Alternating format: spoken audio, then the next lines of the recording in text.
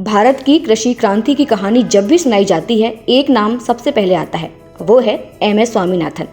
लेकिन क्या आप जानते हैं कि एम.एस. स्वामीनाथन कौन थे और उन्होंने भारत के किसानों के लिए क्या किया था? अगर नहीं जानते हैं तो चलिए आपको कुछ ऑप्शन देते हैं। कृषि वैज्ञानिक, खाद्य विशेषज्ञ, कृषि अर्थशास्त्री या फिर कृषि नीति निर्माता। सोचिए सोचिए, क्या लगता है आपको, कौन थे एम.एस. स्वामीनाथन?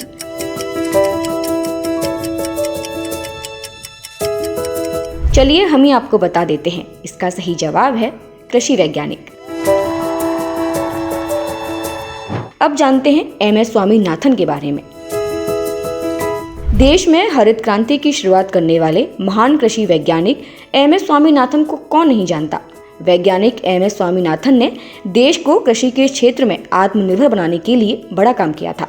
स्वामीनाथन ने गेहूं और चावल की ऐसी वैरायटी तैयार की थी जिससे न केवल पैदावार में इजाफा हुआ बल्कि उनके प्रयासों से देश को सूखे से बचाने में मदद मिली थी। वैज्ञानिक एम.एस. स्वामीनाथन का पूरा नाम मनकोम्बो संबाशिवन स्वामीनाथन था। उनका जन्म 7 अगस्त 1925 को हुआ था। एम.एस. स्वामीनाथन ने अपने करियर की शुरुआत सिविल सेवा से की थी, लेकिन उनकी रुचि कृषि में ही थी।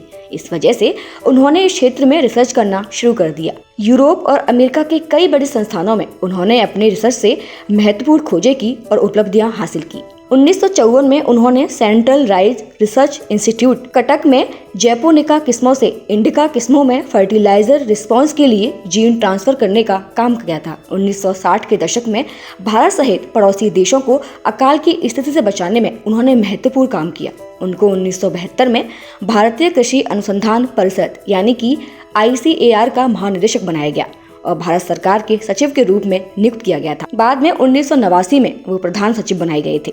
इस वीडियो में इतना ही। फिर मिलेंगे किसी नई जानकारी के साथ। तब तक जुड़े रहिए किसान तक के साथ। अगर ये वीडियो आपको पसंद आया है तो इसे लाइक जरूर करें। अगर चैनल अभी तक सब्सक्राइब नहीं किया है तो कर लें और नोटिफिकेशन पाने के लिए बेल आइकन भी दबा दें।